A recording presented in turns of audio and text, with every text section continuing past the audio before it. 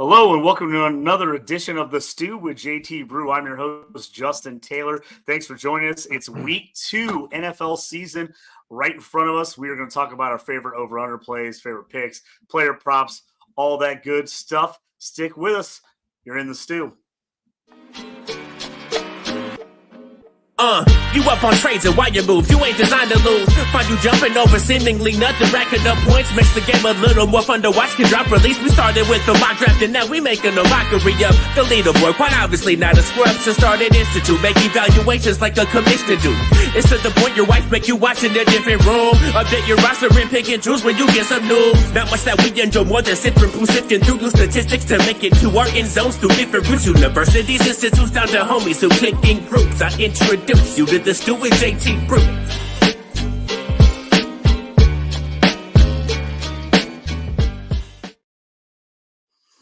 Hello and thanks for joining us again on The Stew with JT Brew. I've got my guy Chris Rodman at Detroit Bestie on here for the Fantasy Six Pack. He's going to help me out as we go through some of this stuff, figure out what games we like, what we don't, what DFS plays you need to be making.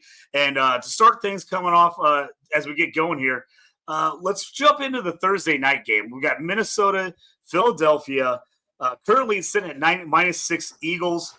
Over under 48.5. I know you've been kind of working. You ran an article on this earlier. If you haven't seen it on X, jump on Detroit Bestie, check it out, and check out his video that he ran on this. But kind of tell me some of your plays you like tonight.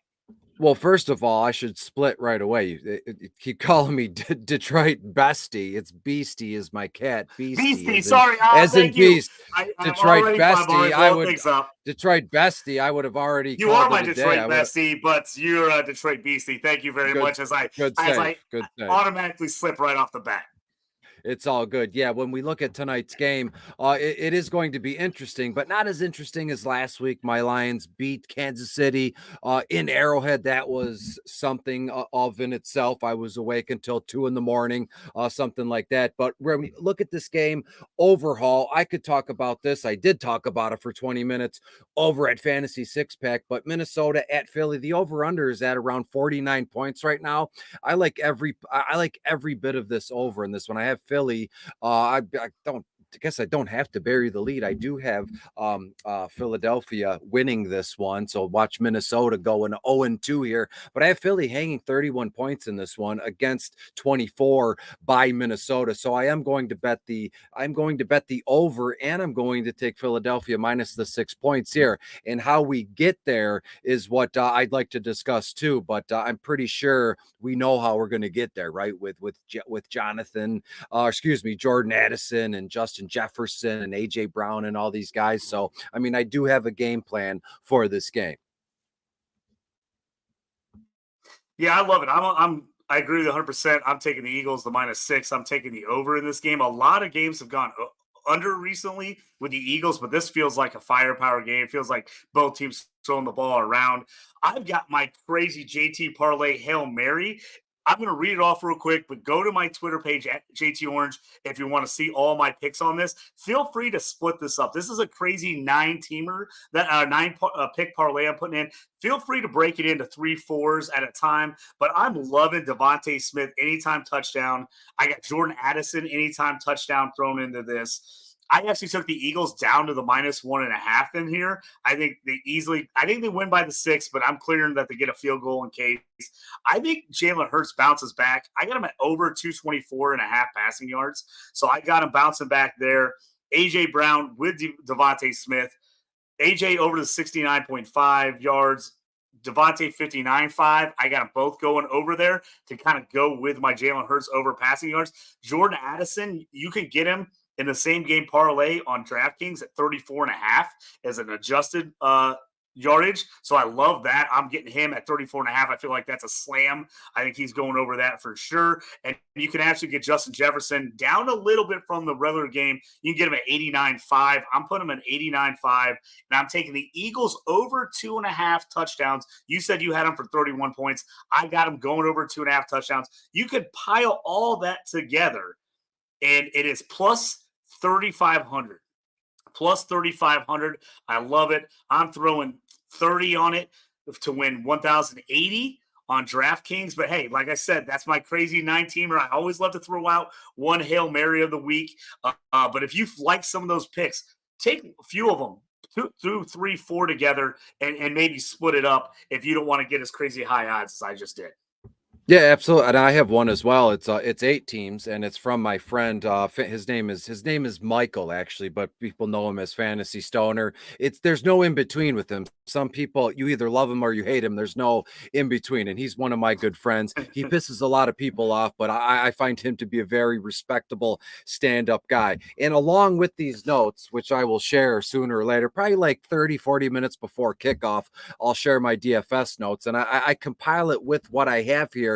And the first one is Devonta Smith over 5.5 receptions. That's a slam dunk. I mentioned in the video where there's certain when we saw them play on Sunday, where Jalen Hurts gives a complete a drive just to Devonta Smith. Then the next drive is just to AJ Brown. So as they start to figure this thing out, in terms of everybody, not just Philadelphia, it's going to be a little bit more, how would you put it, a little bit more ballet-ish, but instead of just one drive to this guy, one drive to that guy. But give me Devonta Smith over 5.5 receptions, AJ Brown over 5.5 receptions, Justin Jefferson over 6.5 receptions, TJ Hawk, all love here in Detroit for TJ Hawk. He gets paid back in Minnesota over 4.5 receptions. TJ Hawkinson, 40 plus yards. When I look at my notes here, I have TJ Hawkinson, 8-9 targets, 6-7 receptions, 65 to 70 yards. So you're telling me I can get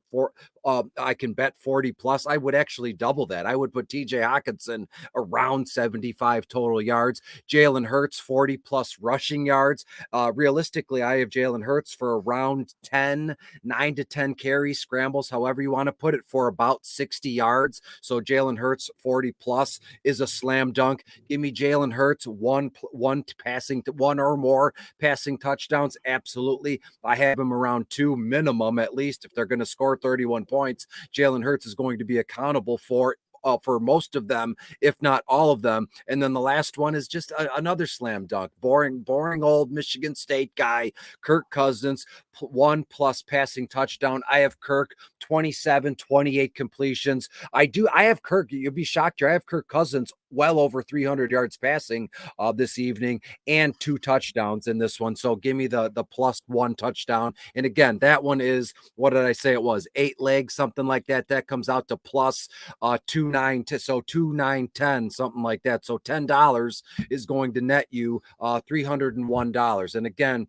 just like JT said, Mr. Stu, you can mix and match, split it up if you want to, or if you got the stones like we do, play it all in one parlay. That's the fun of it. Something to remember here: some injuries in the Eagles secondary. So I think the Vikings are going to throw the ball around here a lot. Like you said, I think Kirk Cousins comes out. I think he throws the ball.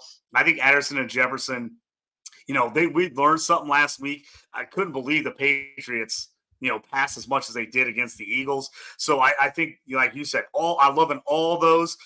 Some of these safeties hurt. That just helps out TJ Hawkinson. I mean, James guy's going to have to cover James him. Bradbury is inactive. Bradbury's hurt. Yeah, so he's out. So, going to have to play some young guys in that secondary for the Eagles. Should open things up a little bit for the Vikings. So I love that one. Make sure you guys get on and check out his parlay as well as mine on the X. Let's get into some other games we actually like after the Thursday night game. There's a few games out there. Some stuff I'm not really jumping in. I'll run through them, see if there's anything you love about them. Bears, Bucks, -2.5 for the Bucks, over under 40.5. Falcons, Packers are -1.5 for the Packers. That over under's 40. Bengals, Ravens, 3.5, over under 46.5.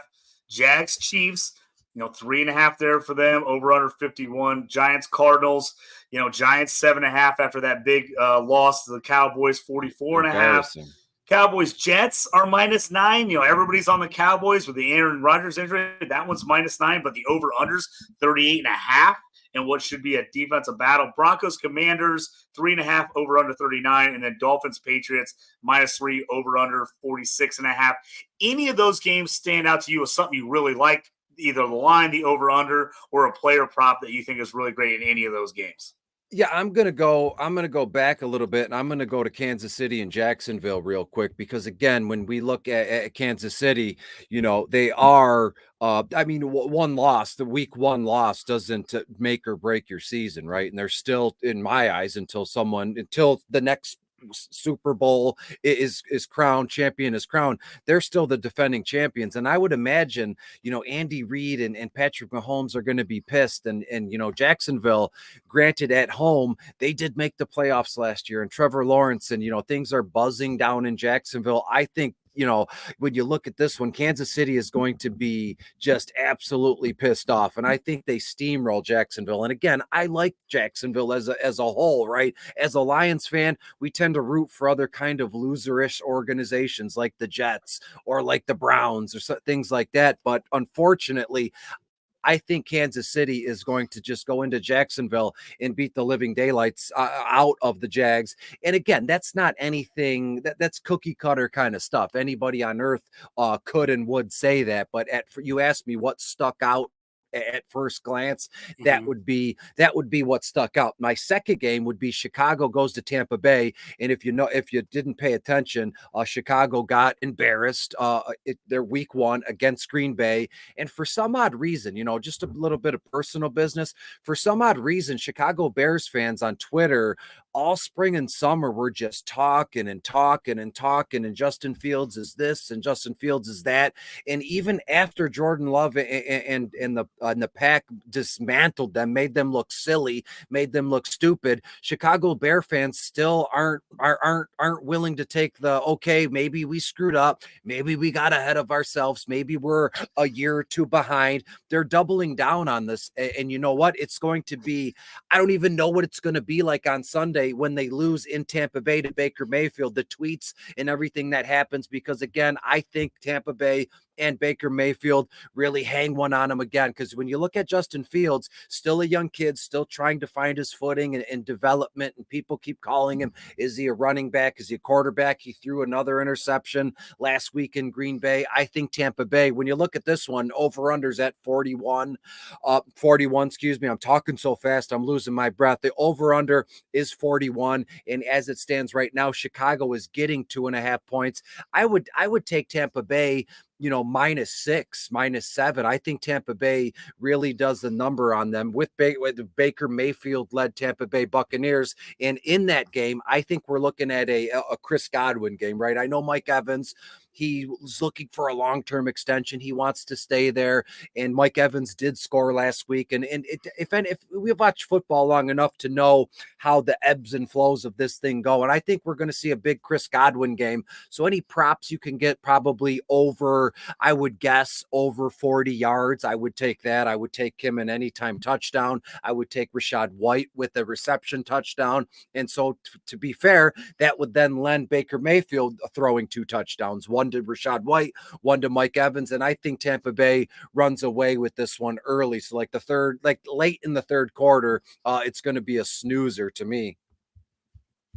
Yeah, I'm from Illinois. All my friends are Bears fans. The everybody's about ready to hit the alarm. Like it's like the big loss to the Packers to start the season. Everybody thought that was going to be the game, and now it's like, oh no, we're in trouble. I've been saying it all summer. The Packers had the best defense in that division. If teams can score on them, that's how it's going to make the difference. And then the offense actually looked pretty good.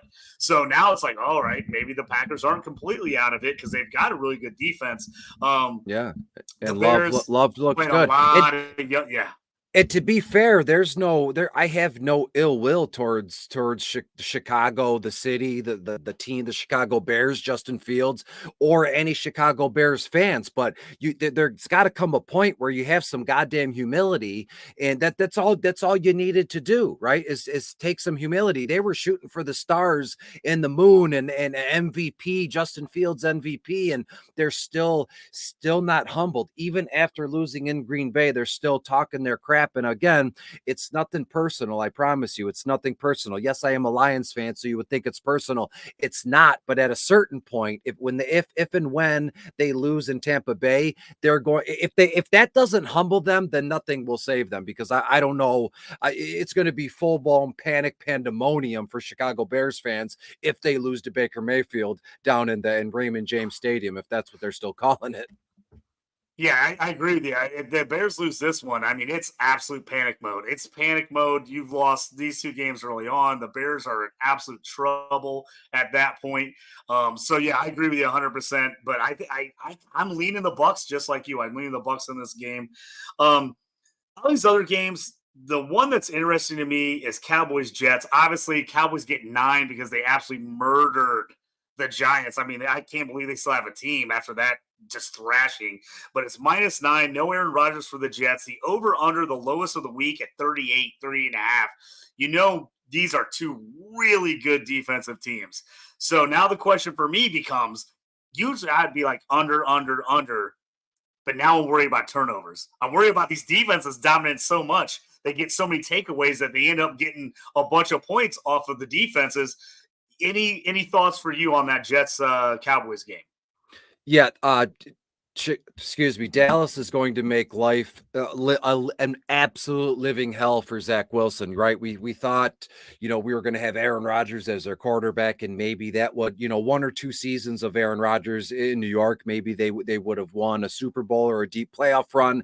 This kid would learn and finally develop into that blue chip prospect that they drafted him to be out of BYU, and it wouldn't be such a in your face kind of bust. But now he's thrusted back into the limelight, and he's got to produce quickly. And most people are thinking, me personally, well, did he have enough time with Rodgers in the spring and the summer, or did they just toss him aside, go, we'll get to you when we get to you because we got A-Rod now? So it's sink or swim for him.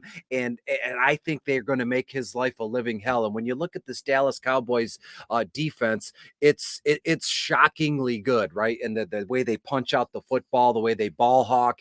And let's not forget Micah Parsons. I mean, this guy is he's an ogre, right? He's a ogre, not in the sense of like, those movies we see, the King of the Stones or what's it? King of the Lord of the Flies, anything like that. But Micah Parsons is a monster. He's a madman. They're constantly moving him around. Is he a linebacker? He put on weight to become a defensive end, defensive tackle. They're lining him up all over the place, and Zach Wilson will just fold under that pressure. So I'm with you. I can see like several turnovers. And when I say several, I'm thinking around 3, maybe even 4 turnovers in Dallas's favor. Takeaways, whether they're interceptions, fumbles, they just grab the ball right out of Zach Wilson's hand, however you want to put it. But to me, the only bummer in this game and the loss of Aaron Rodgers is that now it stifles the development of Garrett Wilson, who was supposed to be this all-world talent, and he still can be. But this game is going to be absolutely, it's gonna be so tough watching this game if you're a Zach Wilson guy, if you're a Jets fan. Daniel Jones isn't like the greatest quarterback on earth, but he's not the worst. I actually like Daniel Jones, and the way they schemed up their defense, Dallas did on Monday night. They made the Giants and Dabble look, it was awful. You said it, before you threw it to me here. So to me, Zach Wilson is the game of this. He's going to have to play the game of his life, or he's going to lose his life. It's one of the two, because Dallas is going to just steamroll this guy. I agree with you. So let's get to some of my favorite picks of the week. A couple games that I'm personally going to be putting some money on and wagering on. One of the ones I like now, there's a question whether Austin Eckler plays for the Chargers. That crazy game with the Dolphins. They're at the Titans -3. Over under is 45. I've been talking up the Chargers all off season. I like this team a ton. I think the defense is better. I think the offense is going to be much improved. If you're the Chargers and you're going to contend this year, if you're going to keep pace with the Chiefs, this is a must-win game. You cannot lose to the Titans. You absolutely cannot lose this game if you're going to make the playoffs and you're going to be in the mix in the AFC. So to me, I'm hammering the Chargers -3 in this game. ugly, ugly game. The defense looked good for the Titans last week against the Saints, but man, if you're the Chargers, you got to come out, Austin Eckler or not, you got to hammer this Titans secondary, and you got to put these guys away. I'm all in on the Chargers on this one. Yeah, that's a good call. I had it written down in my on my cheat sheet here. That is a great game, and Justin Herbert, he's we know what he can bring to the table and what he's going to do. And again, like you said, you can't lose to Tennessee, even though they still have Derrick Henry. But Ryan Tannehill, every time I've seen Ryan Tannehill, especially in Week 1, he's sitting next to this Traylon Burks, who was supposed to be up in the caliber of Chris Olave and Garrett Wilson and Drake London. And don't get me started on Drake London, even though I love that Green Bay Packers game. But to me, it's got to be the Chargers all day. And I'm not in, you're looking at the point spreads, right? You said I'm looking at Tennessee +3, Chargers -3, over-unders at around 45 or so there. I think the Chargers need to win by double digits, and keep this thing rolling. And if Austin Eckler is unable to play, and that's okay, maybe they say, you know what, take this week off, not as a F you Tennessee, we don't need Eckler to beat you anyways, but just take the week because it's still so early in the season, kind of like Kansas City did with Travis Kelce the first week of the season. And to be fair, if that's going to be the case, I'm all over Joshua Kelly in DFS formats, in betting circles. I'm taking overs. And when you look at Joshua Kelly right now on FanDuel, he's only $6,300. And if he's going to be your lead back here this week, he's going to be in my top 5 running backs player pool. So for DFS purposes, watch out for Joshua Kelly. I don't know him personally. I don't know if I'm allowed to call him Josh, but Joshua Kelly would be the biggest benefactor in this game if Austin Eckler is out. So we're going to have the Chargers just throwing the football, right? And Joshua Kelly can catch passes. So give me all the Kelly I can handle in big GPPs here this coming week. Yeah, I love that. Another team I feel like is kind of not completely in the same boat, but the Bills with that really tough loss to the Jets, they've got the Raiders. This feels like a Bills bounce back. The Raiders, I couldn't believe they won that game against Denver. It was ugly as could be, but they snuck it out. The one guy, Jacoby Myers, was kind of the highlight of that game. Now it's questionable whether he's going to play as he got banged up in that game. It's -8.5 right now. I'm taking the Bills all day. This should be a double-digit win. The Bills should absolutely smoke the Raiders. They've got to come back. Josh Allen has got to be pissed after that performance and kind of all the turnovers. I think he comes out and rocks it. I'm all over the Bills. Yeah, I'm with you, and I'm seeing Buffalo -8.5, over unders at around 47 or so. Jimmy Garoppolo is your quarterback. He's bounced around as the GQ man of the hour, however you want to do. Can you get it done on the football field? The one thing that people aren't going to say is let's not overlook Josh Jacobs. Buffalo can blow Las Vegas out. They can blow the doors off of them, but I still like Josh Jacobs. And not only in seasonal formats, you got to play him. You probably drafted him in the first or the second round, but in DFS circles, you're like, well, Josh Jacobs, in comparison to the other guys, he's a modest $7,500, but the DVP right now, Buffalo 27th overall against opposing running backs, and Josh Jacobs got paid. We know what kind of guy he is. He's kind of an in your face, F you kind of guy. Do this for me and my family. I don't care about all of you. He runs angry. I love that about a guy, kind of like, Derrick Henry does. So Buffalo can win by 1,000,000 points. I'm still going to look at Josh Jacobs in my DFS lines and in some over-under props. I think he does find the end zone. Hell, I think Josh Jacobs could find the end zone twice in this one, once in the air, once on the ground, in garbage time. I hate that term. I hate using that term, garbage time, because it's all time is time. If you're on the football field and it's ticking and ticking, it doesn't matter to me. I do like Buffalo to win. I'm with you 100%, but don't look past Josh Jacobs. Don't sweep him under the rug just because Buffalo's going to, hang 50 points on them. Josh Jacobs will get his, and he could be a sneaky play, as I said, just based on the mid-tier price tag, but the DVP really speaks to me. The Buffalo right now, not all that good against defending opposing running backs, and Josh Jacobs is one of the better ones in all of football. I love that call. I'm playing Josh Jacobs everywhere. I think you're right.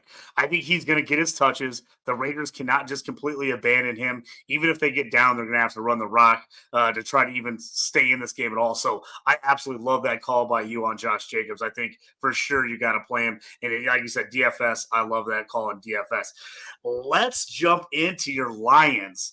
This feels like an old school classic trap game where the Lions got the big win last week. Now they got the Seahawks coming in. That Seahawks, looked terrible last. I mean, everybody was like, I cannot believe they just got worked by the Rams. It's 4.5 right now. Over under is 47. This feels like a Lions game they should win. But again, now I'm real nervous. I'm real nervous as an outsider that the Lions, that this is going to be some kind of regression game like we've seen in the past. What do you think?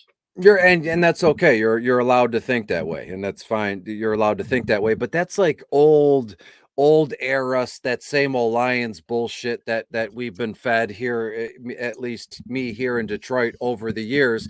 But this is not even there isn't even the littlest sprinkle or semblance of any of that old crap from all the eras that came and gone, came and went. And we have plucked the positive stuff. Barry's still around, Calvin's still around, but all that nonsense with Matt Patricia and Bob Quinn and all that bull crap, all that stuff is gone. And it was funny, you say it's a trap game, sure, that the old Lions, but to me personally, and I'm not even saying this from a place of homerism, I'm saying this just as a professional DFS player, a sports gambler, a handicapper. However, the Lions Ford Field is going to be it's going to be insane. It's a dome, and the tickets are going, you can't even find a ticket, right? Standing room only. People would pay to just sit in the bathroom in Ford Field just to be here. That's how excited they are. And guess what? The players are taking that on with them. And it started a long time ago with Dan Campbell and Brad Holmes and their new GM.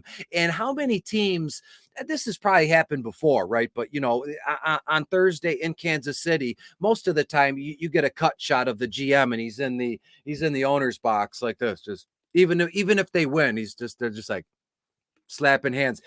Brad was on the flipping sideline in his suit, just high-fiving people. I mean, so trap game to me, that's not even on my radar. And when you look at what Seattle right now, I haven't checked as of late, but they lost both of their starting tackles in week 1. And I'm not sure they're going to be 100% coming into this game. And that's scary. I'm realistically scared for Seattle and Geno Smith. So much so, I've mentioned Drew Lock in my DFS article. What are the chances? Because when we looked at what the Lions did,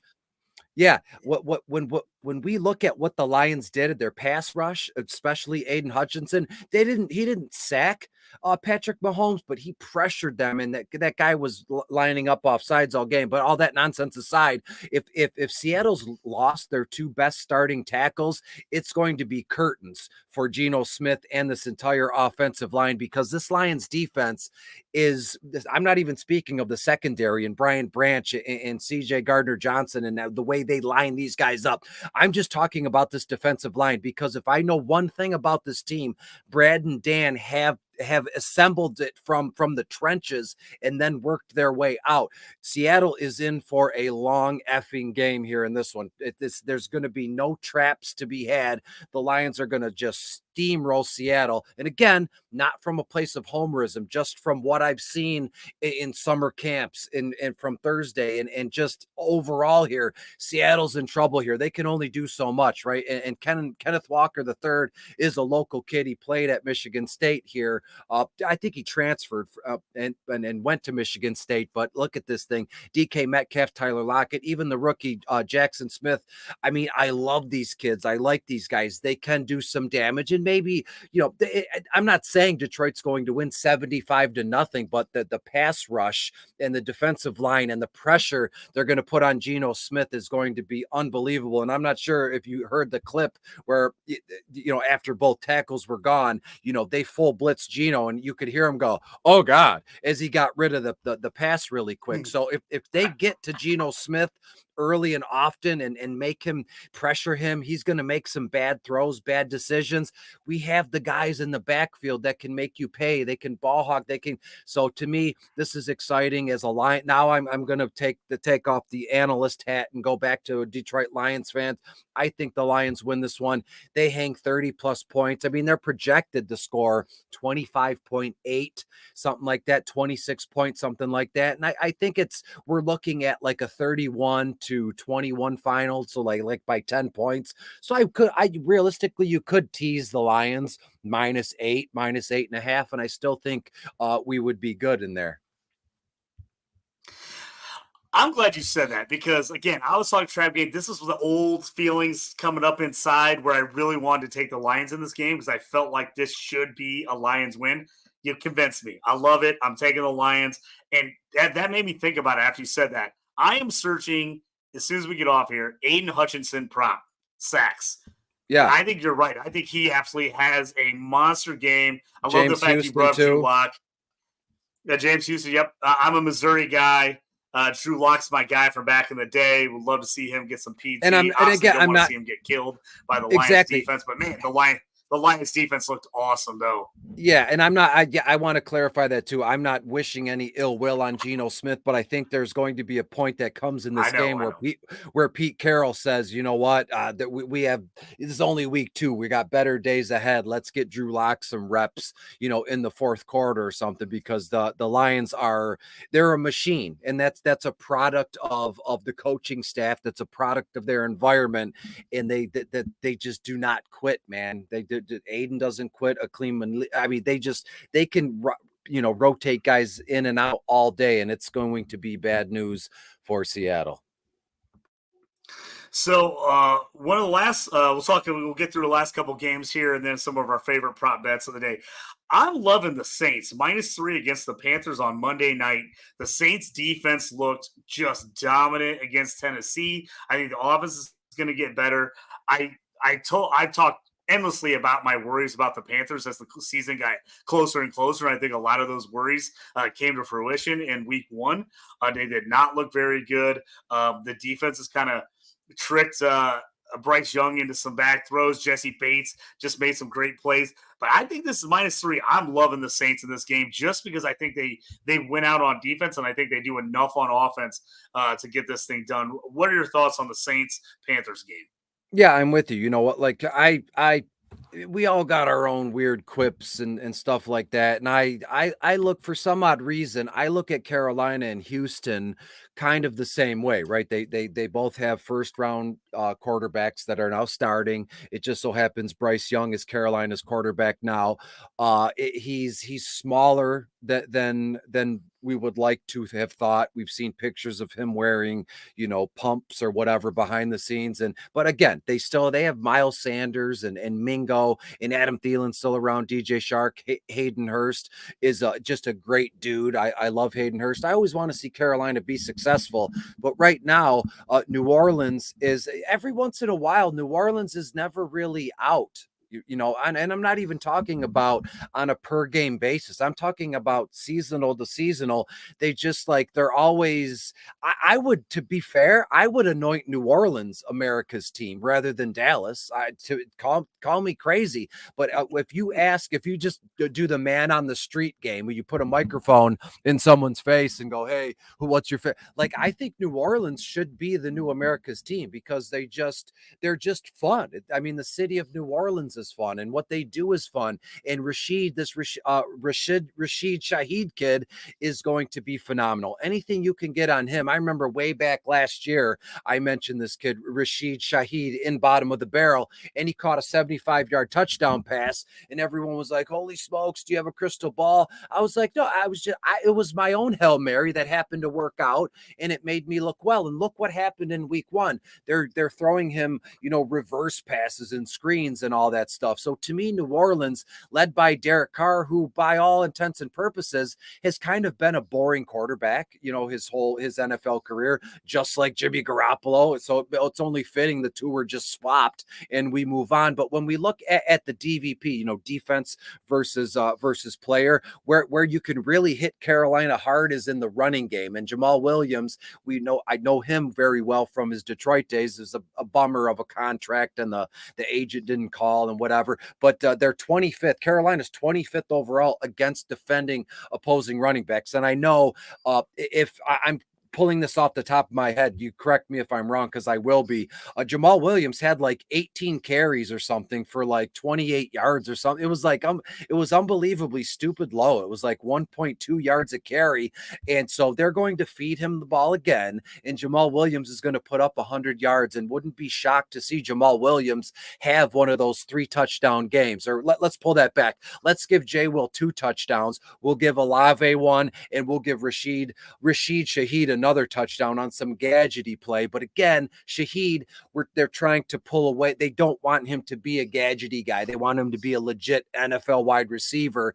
And I think this New Orleans offense starts to blossom slowly, and it's going to start against Carolina in Carolina this week. So heck yeah, give me New Orleans -3. I would even be happy. Call me crazy. I know 10 points is in college football, it's nothing, but you see -42 point spreads. But in the NFL, my dad told me really at a really young age, anything double digits in the NFL really makes you turn your head, and it's like -10, -14. Yep. That rarely happens. Mm-hmm. I wouldn't be opposed to teasing New Orleans -10 and them still covering in this one against Carolina. Just Carolina completely folding, down the stretch, meaning like late in the third quarter, right after halftime. Who knows? Yeah, I love that as an alternate bet. Like, change that line, move that up. I actually love that. Jamal Williams was 18 carries for 45 yards against Carolina. Excuse me. Olave had a big game, 8 for 112. Shaheed had 5 for 89 and a touchdown. He also had 2 carries for 11 yards. So, yeah, give me the Saints offense. They moved the ball. They just didn't get the ball in the end zone. So they were actually a team that could move the ball. They looked good. They just couldn't finish off drives. I think they finished them off against Carolina. I love that bet from you. I'm jumping there. I'm going to jump into quickly before I throw some player props. I let my JT parlay play of the day of the games we just mentioned. Here's what I'm doing. Again, this will be at JT Orange on X. So jump on there if you want to look it up. This is my bet. I'm taking Chargers -3 at +100. I'm taking Bills -6.5 at -150. Niners -6.5 at -125. The Saints -3 at -106. Steelers +3.5 at -158. I'm putting all those together. 5-pick parlay, 1 unit. 1,804 on FanDuel Sportsbook. And if you put it in today, you're way better off because it was about 300 less last night. And a couple of the lines slightly moved this morning. So I'm adjusting a bunch of those lines. And that's what I like. I'm giving myself the cover. I think the Niners, Bills cover easy, but I'm getting myself the touchdown just in case. Saints, I think, cover easy, but I'm getting the -3. Chargers the same way. I think they win by double digits. I'm getting them the -3, and I'm probably going to put an alternate, like you just said. I'm probably going to throw an alternate with some of these teams at about 8 or 9 or 10 and get myself a crazy one, throw about $10 in it for about +3 or 4,000. I'm going to look that up. I'll post that also on my X page. But I love what your head's at on some of these games. I do think some of these are double-digit wins. I like some alternates on that. So that's kind of my JT parlay play of the day for Sunday. Give me anything we haven't talked about, DFS-wise, picks, anything you love, over, under, player props, anything you got to kind of hit people up here in the last couple of minutes. Yeah, unless there's something about, I didn't know how to say it. I didn't want to shoehorn it in there, but there's something about this Green Bay Packers at Atlanta game that I love, and I can't put my finger on it just yet, because as we look at this thing, it's Green Bay plus 1.5, Atlanta's minus that 1.5, and right now the Packers are the underdog. The Packers their money line is +100, and I would assume, I personally, I like Atlanta Atlanta to win, but I was assuming that Atlanta was going to be plus money. But now that it looks like Green Bay's I don't know what I want to do in this game. There's definitely something's going to come down later this week that I'm going to like about this game. Is it a Kyle Pitts 2-touchdown game? Is it a Bijan Robinson 2-touchdown game?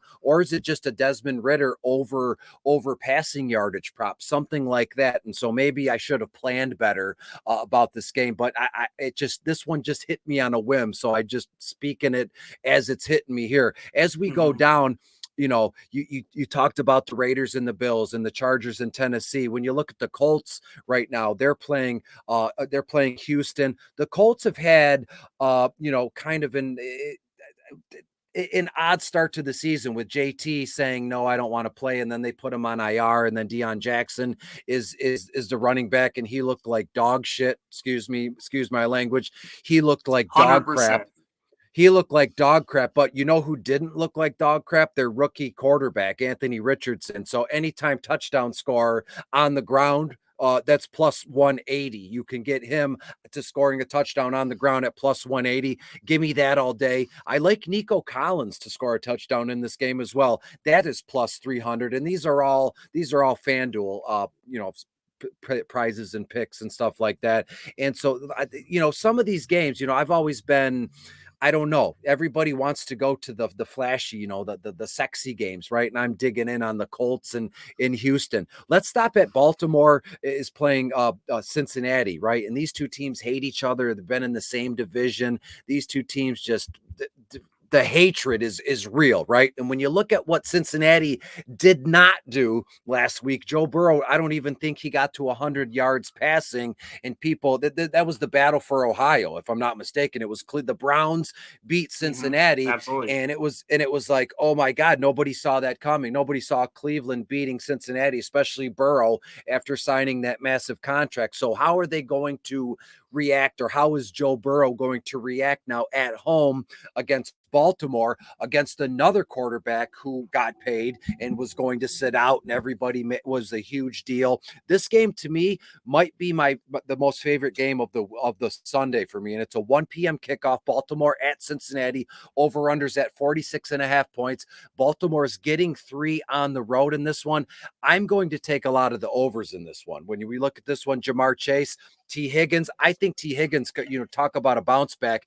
In seasonal formats, everybody's already selling off T. Higgins. Like, he didn't do anything last week, and they're selling. So if you can, in seasonal formats, if you can get T. Higgins for free, then grab him. I know this is a sports betting show. I love this game, and there's a lot to like it. And when we look at this one, as I said, the over-under is 46.5. When you open up the app here and you look at some of the things, the best parlay I can get out of this game would be the Bengals total points over 24, Jamar Chase anytime touchdown, T. Higgins anytime touchdown, and a Lamar Jackson anytime touchdown. That one will get you, it's at like plus 1382, something like that. So you're looking at Bengals over 24.5 points, Chase, T. Higgins anytime touchdown, and then Lamar Jackson scoring a touchdown on the ground as well. Yeah, I love where you're at on those. A couple FanDuel player props that I kind of just looked up that I thought were kind of cool, different ones. You talking about Joe Burrow bouncing back? They have a Joe Burrow, Josh Allen combo. Both players go over 259.5 passing yards. Both are minus 114 on FanDuel right now. So obviously those numbers are a little lower than they usually be for those guys. I love both those guys on a bounce back to go over that. Talking about the Colts Houston game, one I love, they have CJ Stroud, Anthony Richardson combined for plus 500 is plus 700 on FanDuel right now. I love that. I think Anthony Richardson could hit some bombs in this game. The Colts have historically smoked the Texans. Other than last year, they've owned the Texans at Texas. T.Y. Hilton has just killed them in the long game. I think it's Alex Pierce's turn. Alex Pierce got nothing last week. The Jags played a mile off him the entire game. I think they're going to figure out how to get some deep balls in there. I'm loving this. 500 combined yards between them at plus 700. I love it.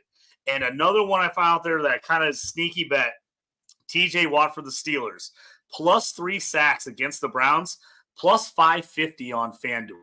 Now, plus 3 sacks is a ton. We know he had a great game last week, but man, the guy can absolutely play, and I could see him getting in this mix, and I could see it happening. So for plus 550, I'm going to throw a little scratch on that on the plus 550. I think it'd be interesting. For me, going back to the Packers-Falcons game you brought up, the big hold up for me right now is Quay Walker going to play, and is Aaron Jones going to play? I think, to me, that's where people are nervous and taking the Falcons. I think that's where the Falcons are minus 1.5 right now. If not, I think this would be a Packers favorite. So if you like the Packers and think those guys are going to play, you might want to jump on them while they're the dog, because I think if Aaron Jones plays this game, I think Quay plays this game, I think it's a different story. If they don't play, I think the Falcons can muck it up enough to make it a low-scoring game, and maybe they pull out, a 13-10, 17-14 type of game. Yes. I have one more. It just hit me like a ton of bricks, right? And to go along with seasonal formats. I know it's a betting show, but to keep the attention of the dynasty players and everything. This kid in LA, I don't want to chop up his name. I know it's how you pronounce it. It's Puka Nakua. He led the team in targets, in receptions, in yardage. You can get him as a first touchdown scorer. Granted, LA is playing San Francisco, and their defense is unbelievably good. So is their offense. But let's run it down. Let's say Puka is the first touchdown scorer of the game. You can get that one for plus 1,700. I mean, why not? If we're going to have some fun, I know he was the number 1 overall waiver wire ad. He was the darling of week 1 coming out of nowhere after Kelly Stafford. My husband's having a tough time connecting with all the young kids. Well, he sure didn't look like it in week 1. So let's run it back. So. And exactly. Let's put $10 that Puka's the first touchdown score, and at plus 1,700 at plus 1,700, it's going to be awesome. And then we can use that later on in the day. Well, however you want to do it. Give me Puka to score the first touchdown in that game. The Rams are playing San Francisco.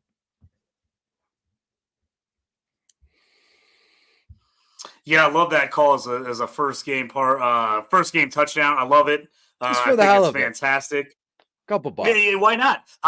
I'm one of those. Me and my friends, we like to get together. We got a little text group where all of us will throw one first touchdown in a game, and we'll all play it. 4 or 5 of us will all throw one in. We put it together, $10 to win. 2,000. You gotta love it. So I'm all about throwing those Hail Mary first touchdown scores in. So I love that one. That one's one I'm going to have to look at this week. I know you are short on time. We've tried to race through this, get as much in as we can. Detroit Beastie, my boy Beastie from Detroit. Tell everybody where they can find you, where they can find all your good content, all your DFS stuff. Yes, you could. Well, my Twitter name's right there at Detroit Beastie. I'm now with fantasy6pack.net now. I've switched alliances. They wooed me. They wined and dined me. I'm there now. I just finished my first week there of content. But let's not forget tonight's game, Thursday Night Football, is going to be outstanding. The video is out now. I'm feverishly switching through the pages of check that out, guys. Get on Minnesota there and check is that at out. Philly. It was a good one. Yeah, it's on YouTube right now. It's pinned on my page. I go through it with a fine-tooth comb. I normally share my notes, my notepad about an hour before kickoff. And as you can see, some people go, I don't know. It's like, might as well be like Chinese, but it makes sense to me. And there's a lot to like in this game. So make sure you watch the video. I won't give you the final score here. I'll give you the final score in the video. And my bottom of the barrel article, still running backs, quarterbacks. Those are yet to be released and published yet. The quarterback article is out, working on running backs, wide receivers. Notes are done. I just need to do the legwork and type that stuff up. But everything this season will be at Fantasy Six Pack. I thank them for letting me jump on board and kind of bolster their DFS and sports betting side of things. And again, best way to reach me, I'll always answer any DM I've ever gotten. I've always replied back at Detroit Beastie on Twitter. Thank you, Chris, for joining me. I really appreciate it. Super fun show. All kinds of good information for people wanting to bet this weekend. Be sure to check me out at JT Orange on the X.